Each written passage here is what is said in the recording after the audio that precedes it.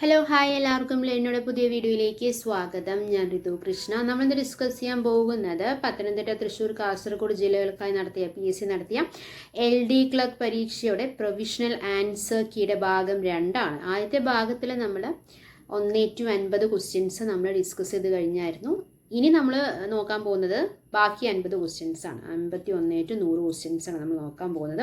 PSCയുടെ provisional answer key വെച്ചിട്ടാണ് നമ്മൾ നോക്കുന്നത് കേട്ടോ. PSCയുടെ ആൻസർ കീ ആണ് നമ്മൾ ഡിസ്കസ് ചെയ്യാൻ പോകുന്നത്. ഓക്കെ, അപ്പോൾ നമുക്ക് സമയം ഒട്ടും കളയാനില്ല. ആദ്യത്തെ ചോദ്യത്തിലേക്ക് കിടക്കാം. ആദ്യത്തെ ചോദ്യം എന്താണെന്ന് നോക്കാം. ഇലക്ട്രിക് കാറുകളിൽ ഉപയോഗിക്കുന്ന ബാറ്ററികളിൽ അടങ്ങിയ പ്രധാന മൂലകം ഏതാണെന്നാണ് ചോദ്യം. ഏതാണ്? ലിഥിയമാണ്. ഓപ്ഷൻ സി ആണ് റൈറ്റ് ആൻസർ. മഗ്നീഷ്യം അല്ല, സോഡിയം അല്ല, ബ്രോമിൻ അല്ല. റൈറ്റ് ആൻസർ ഏതാണ്? ഓപ്ഷൻ സി ലിഥിയമാണ്. ഇലക്ട്രിക് കാറുകളിൽ ഉപയോഗിക്കുന്ന ബാറ്ററികൾ അടങ്ങിയിട്ടുള്ള പ്രധാന മൂലകം ഏതാണ്? ലിഥിയമാണ്. അടുത്തത് ചേരുംപടി ചേർക്കുക. കുറച്ച് വലിയൊരു യൂസിനാണ് അല്ലേ, ചേരുംപടി ചേർക്കുക. ഓപ്ഷൻ എ നോക്കിയേ. മിടുക്കർ കൈരണ്ടും ചേർത്ത് കൊട്ടിയാൽ നഗരങ്ങൾ തകർന്നേക്കും. മടിയൻ മടിയരോട് കൈകോർക്കുമ്പോൾ കാലം അട്ടിമറിയും. രണ്ടാമത്തെ, അറ്റമില്ലാതെ എഴുതുന്ന ഭൂമിക്കുമേൽ ഒറ്റ ഞാനായി വലിഞ്ഞു മുറുകി ഞാൻ. മൂന്നാമത്തെ എന്താ കൊടുത്തിരിക്കുന്നത്? റെയിൽവക്കത്ത് നിന്നോണേ രണ്ടെന്നുള്ള കുട്ടിയിൽ അവസാനത്തെ ഭൂതത്തിൽ ആനന്ദം പുഞ്ചിരിച്ചിരും. നാലാമത്തെ, അവരോരുത്തരുടെയും ജീവിതങ്ങളുടെ ആകെത്തുകയും ജീവിച്ചിരിക്കുന്ന കുട്ടികൾ കണ്ടുകൂട്ടുന്ന കനവുകളുടെ ആകെത്തുകയും തമ്മിൽ കൂട്ടിയാൽ കിട്ടുന്നതാണ് നക്ഷത്രങ്ങളുടെ കൃത്യമായ എണ്ണം എന്നാണ് കൊടുത്തിട്ടുള്ളത്. ഏതാണ് റൈറ്റ് ആൻസർ? ഓപ്ഷൻ എ ആണ്. 4, 3, 2, 1. 4, 3, 2, 1. അഞ്ചാമത്തെ ഓപ്ഷൻ നമുക്ക് തെറ്റിക്കാൻ വേണ്ടി കൊടുത്തിട്ടുണ്ട് കേട്ടോ. അപ്പോൾ ശ്രദ്ധിക്കുക. 4, 3, 2, 1 ആണ്. ഓക്കെ, അപ്പോൾ 4, 3, 1, 2 പറയുമ്പോൾ എന്തൊക്കെയാ വരിക? മിടുക്കർ കൈ രണ്ടും ചേർത്ത് കൊട്ടിയാൽ നഗരങ്ങൾ തകർന്നേക്കും. മടിയർ മടിയരോട് കൈകോർക്കുമ്പോൾ കാലം അട്ടിമറിയും എന്ന് എഴുതിയത് ആരാണെന്നാ പറഞ്ഞത്? PN ഗോപികൃഷ്ണനാണ് അല്ലേ. PN ഗോപികൃഷ്ണനാണ്. രണ്ടാമത്തെ, അറ്റമില്ലാതെ എഴുന്ന ഭൂമിക്കുമേൽ എന്താണ്? ഒറ്റ ഞാനായി വലിഞ്ഞു മുറുകി ഞാൻ എന്ന് എഴുതിയത് അനിത തമ്പിയാണ് അല്ലേ. അടുത്തത്, റെയിൽവക്കത്ത് നിന്നോണേ രണ്ടെന്നെണ്ണുന്ന കുട്ടിയിൽ അവസാനത്തെ ഭൂതത്തിൽ ആനന്ദം പുഞ്ചിരിച്ചിടും. P രാമൻ.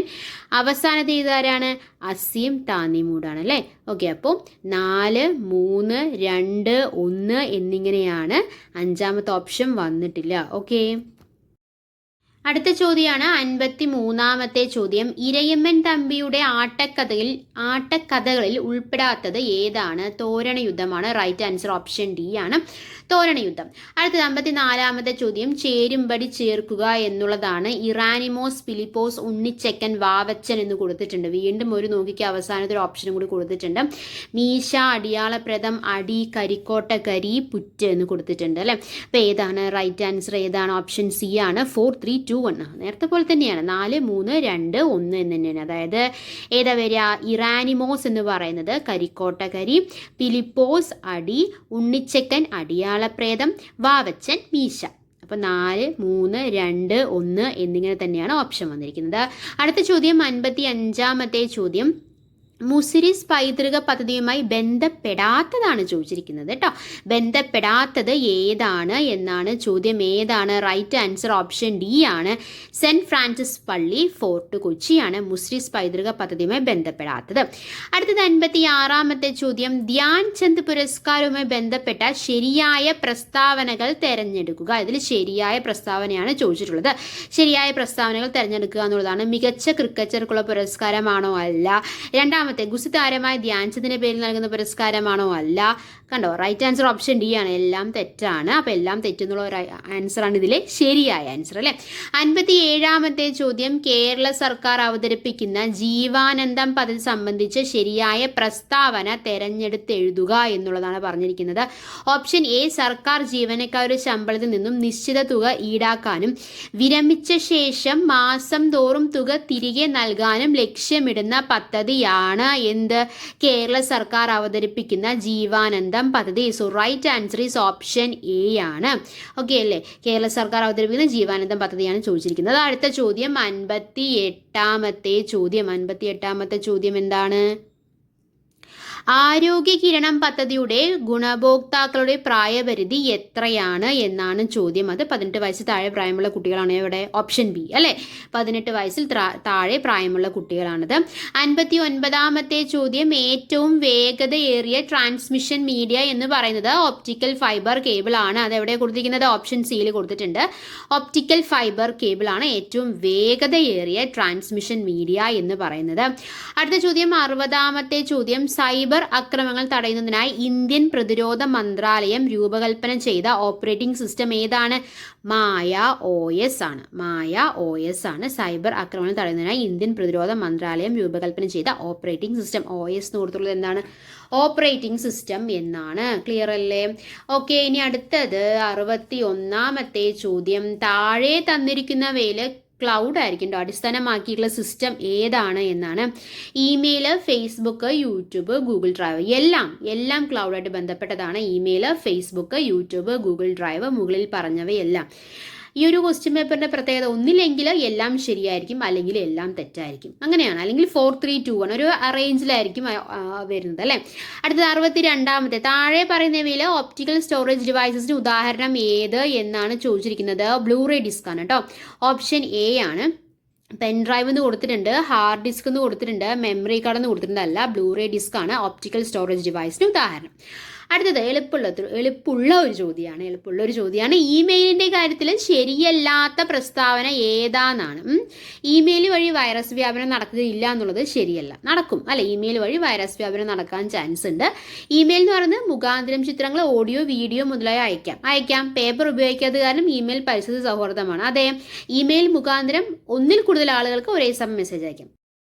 അടുത്ത ചോദ്യം 64ാമത്തെ ചോദ്യം, പോക്സോ നിയമം അറിയാം, എപ്പോഴും ചോദിക്കുന്ന ചോദ്യം അല്ലേ. 2012 പോക്സോ നിയമം നിലവിൽ വന്നത് ഏത് വർഷമാണ്? 2012ലാണ് പോക്സോ നിയമം നിലവിൽ വന്നത്. ഓക്കെ, അടുത്ത ചോദ്യം 65ാമത്തെ ചോദ്യം, ഉപഭോക്തൃ അവകാശങ്ങൾ സംരക്ഷിക്കുന്നതിനായി ഉപഭോക്തൃ സംരക്ഷണ നിയമം 2019 കീഴിൽ സ്ഥാപിതമായ ബോഡികൾ ഏതാണ്?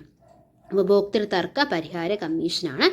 റൈറ്റ് ആൻസർ ഓപ്ഷൻ ബി ആണ്. ഓക്കെ, അടുത്ത ചോദ്യം 66ാമത്തെ ചോദ്യം, ഗാർഹിക പീഡനങ്ങളിൽ നിന്നുള്ള സ്ത്രീകളുടെ സംരക്ഷണ നിയമം. ഇതിനെക്കുറിച്ച് ഗാർഹിക പീഡനങ്ങളെക്കുറിച്ച് കുറേയധികം ക്വസ്റ്റ്യൻ വന്നിട്ടുണ്ട് കേട്ടോ ഈ ഒരു പേപ്പറിൽ. 2005 നിയമത്തിന് കീഴിൽ ഒരു പീഡനത്തിനിരയായ ഒരാൾക്ക് ഏത് തരത്തിലുള്ള ആശ്വാസം നേടാനാകും? ഞാൻ പറഞ്ഞില്ലേ, ഇത് ഒരു ക്വസ്റ്റ്യൻ പേപ്പറിൻ്റെ ഒരു സ്പെഷ്യാലിറ്റി എന്ന് പറയുന്നത് ഒന്നില്ലെങ്കിൽ ഓൾ ഓഫ് ദി എബവ് ആയിരിക്കും, അല്ലെങ്കിൽ എല്ലാം തെറ്റായിരിക്കും. അപ്പോൾ എന്താണ് മുകളിൽ പറഞ്ഞവയെല്ലാം? സംരക്ഷണ ഉത്തരവുകൾ, താമസ ഉത്തരവുകൾ, പണാശ്വാസം. അടുത്തത് 67ാമത്തെ ചോദ്യം, ഗാർഹിക പീഡനത്തിൽ നിന്നുള്ള സ്ത്രീകളുടെ സംരക്ഷണ നിയമം 2005 നിയമപ്രകാരം സംരക്ഷണ ഉത്തരവ് ലംഘിക്കുന്നതിനുള്ള പരമാവധി ശിക്ഷ എന്ന് പറയുന്നത് 1 വർഷം വരെ തടവോ 20,000 വരെ പിഴയോ അല്ലെങ്കിൽ രണ്ടുമാണ്.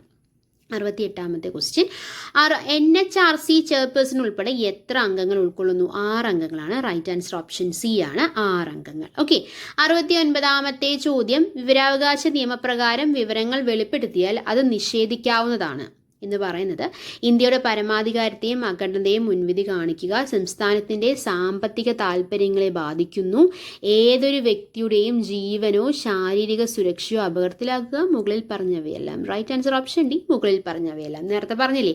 അടുത്തത് 70ാമത്തെ ചോദ്യം, ദേശീയ വനിതാ കമ്മീഷൻ അതിൻ്റെ വാർഷിക റിപ്പോർട്ട് ഏത് ബോഡിക്കാണ് സമർപ്പിക്കേണ്ടത്? കേന്ദ്ര സർക്കാരിനാണ്. അതവിടെ കൊടുത്തിരിക്കുന്നത് സി, ഓപ്ഷൻ സി, കേന്ദ്ര സർക്കാർ. ഓക്കെ, ഇന്ത്യയുടെ രാഷ്ട്രപതിയല്ല, ഇന്ത്യൻ പ്രധാനമന്ത്രിയല്ല, സുപ്രീം കോടതിയല്ല, ദേശീയ വനിതാ കമ്മീഷൻ അതിൻ്റെ വാർഷിക റിപ്പോർട്ട് ഏത് ബോഡിക്കാണ് സമർപ്പിക്കേണ്ടത്? കേന്ദ്ര സർക്കാർ. മാത്സ് ആണ്, ചെയ്ത് നോക്കിയിട്ട് കിട്ടേണ്ട ആൻസർ ആണ് അല്ലേ. 71ാമത്തെ, k+1/k-2 = 0, k is greater than 0 ആയാൽ k⁻29 + 1/k⁻29 - 2ൻ്റെ വില 0 ആണ് കേട്ടോ.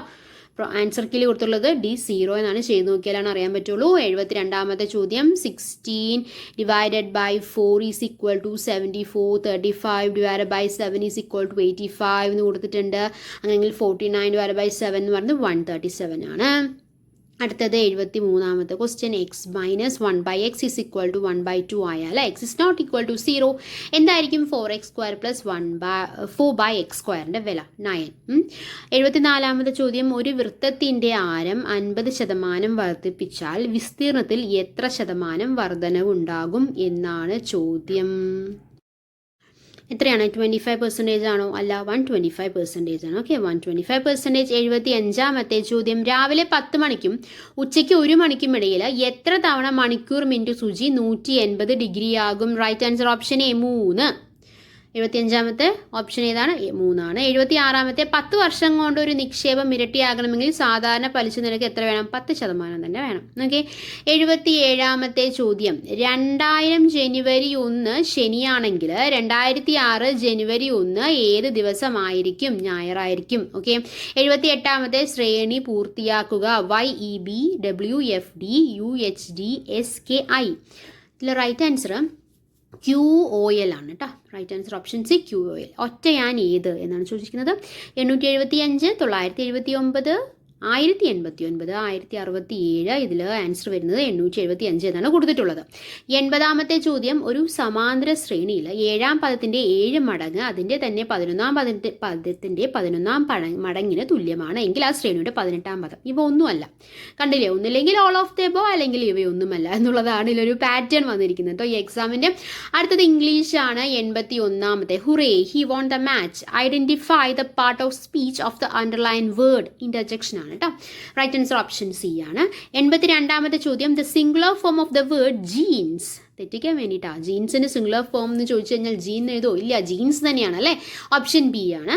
അടുത്തത് 83ാമത്തെ, your marks are good but you can do better. പറയുമ്പോൾ തന്നെ നമുക്ക് കിട്ടുന്നുണ്ട്. റൈറ്റ് ആൻസർ ഓപ്ഷൻ സി ആണ്, ബെറ്റർ ആണ്. Comparative degree of comparison of the underline word ആണ് ചോദിച്ചിരിക്കുന്നത്. ബെറ്റർ ആണ്. 84ാമത്തെ ചോദ്യം, the test was dash use the appropriate phrasal verb. The test was put off എന്നാണ്. റൈറ്റ് ആൻസർ ഓപ്ഷൻ എ ആണ്, put off. Okay. Put off എന്താണ് ഉദ്ദേശിക്കുന്നത്? Postpone ചെയ്യുക എന്നുള്ളതാണ് അല്ലേ. The test was put of എന്ന് പറഞ്ഞാൽ മാറ്റി വെച്ചു അല്ലെങ്കിൽ വേറൊരു തീയതിക്ക് വെച്ചു എന്നാണ് അർത്ഥം. പുട്ടപ്പ് കൊടുത്തിട്ടുണ്ട്. പുട്ടപ്പ് എന്താണ് വരുന്നത്? റൈസ് എന്നാണ്. പുട്ട് ഓൺ എന്താണ് വരുന്നത്? പുട്ട് ഓൺ വിയർ എന്നാണ് അർത്ഥം വരുന്നത്. പുട്ട് ഡൗൺ എന്താ വരുന്നത്? പുട്ട് ഡൗൺ സപ്രസ് ചെയ്യുക അല്ലെങ്കിൽ റൈറ്റ് ചെയ്യുക എന്നുള്ളതാണ്. അപ്പോൾ അതൊന്നുമല്ല വരിക അല്ലേ. അടുത്ത ചോദ്യം, 85ാമത്തെ ചോദ്യം, the files fell off the shell എന്നാണ് കേട്ടോ. Use the correct preposition of ആണ്. Once in a blue moon എന്ന് പറയുമ്പോൾ റൈർലി ആണ് വരിക. ഓപ്ഷൻ ബി ആണ് വരുന്നത്. 87ാമത്തെ, antonym of the word regular. അതറിയാലോ, ഇറെഗുലർ ആണ് അല്ലേ. ഓപ്പോസിറ്റ് ആണ് ചോദിച്ചിരിക്കുന്നത്. ഇറെഗുലർ ആണ്, അൺറെഗുലർ അല്ല, ഇൻറെഗുലർ അല്ല.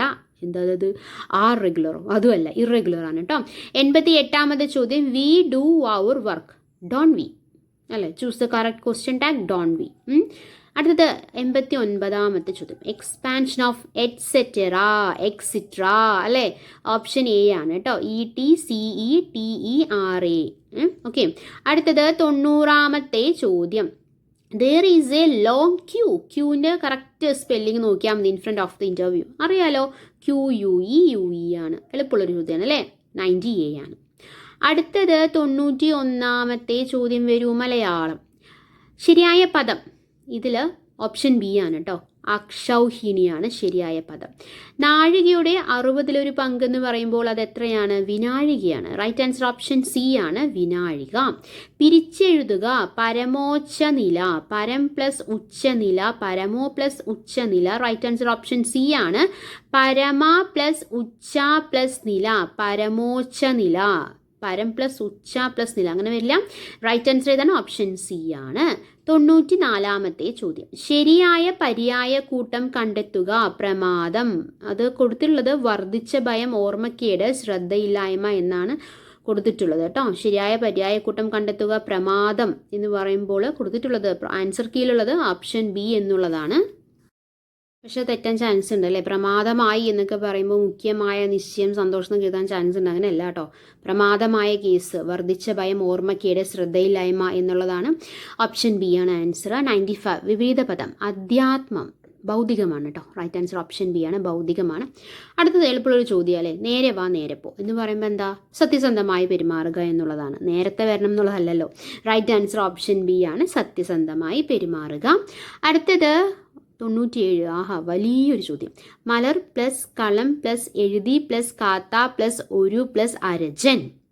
ആഹാ, ഇതിലേതാണ് റൈറ്റ് ആൻസർ? ഏതാണ്? മലർക്കളം എഴുതിക്കാത്തൊരു അരജൻ. അതല്ല. ഓപ്ഷൻ ബി, മലർക്കളം എഴുതിക്കാത്തൊരു അരജൻ. ഇതെല്ലാം എല്ലാം ഒരുപോലെ ഉണ്ടല്ലേ. ഓപ്ഷൻ സി നോക്കിയേ, മലർക്കളം എഴുതിക്കാത്തൊരു അരജൻ. കറക്റ്റ് ഓപ്ഷൻ ഡി ആണ് വരുന്നത്, മലർക്കളം എഴുതിക്കാത്തൊരു അരജൻ. 98 വൈരി സ്ത്രീലിംഗം കണ്ടെത്തുക. ഓപ്ഷൻ എ വൈരിണി, ഓപ്ഷൻ ബി വൈരാഗി. വൈരിണിയാണ് കേട്ടോ, ഓപ്ഷൻ എ ആണ് റൈറ്റ് ആൻസർ. 99ാമത്തെ ചോദ്യം, and it was at that age poetry arrived in search of me. എന്നെ തേടി കവിത വന്നണഞ്ഞത് ആ പ്രായത്തിലാണ് എന്നുള്ളതാണ് കറക്റ്റ് ആയിട്ടുള്ള പരിഭാഷ എന്ന് പറയുന്നത്. ശരിയായത് തിരഞ്ഞെടുക്കുക. കണ്ണീരിൽ കലർത്തി അവർ പറഞ്ഞ കഥ എന്നെ വികാരപരവശനാക്കി. അവർ കണ്ണീരിൽ കലർത്തി പറഞ്ഞ കഥ എന്നെ വികാരപരവശനാക്കി എന്നുള്ളതാണ് കറക്റ്റ് ആയിട്ടുള്ളത്. ഓപ്ഷൻ ബി ആണ് കറക്റ്റ് ആയിട്ടുള്ളത്. ഓക്കെ, അപ്പം നമ്മൾ 50 ക്വസ്റ്റ്യൻസും ഡിസ്കസ് ചെയ്തു. എടുത്ത കാര്യങ്ങളെല്ലാം നിങ്ങൾക്ക് വളരെ ഉപകാരപ്പെട്ടു എന്ന് പ്രതീക്ഷിക്കുന്നു. അങ്ങനെ ഉപകാരപ്പെട്ടിട്ടുണ്ടെങ്കിൽ നമ്മുടെ ചാനൽ സബ്സ്ക്രൈബ് ചെയ്യുക, സപ്പോർട്ട് ചെയ്യുക. Thanks for your time. By.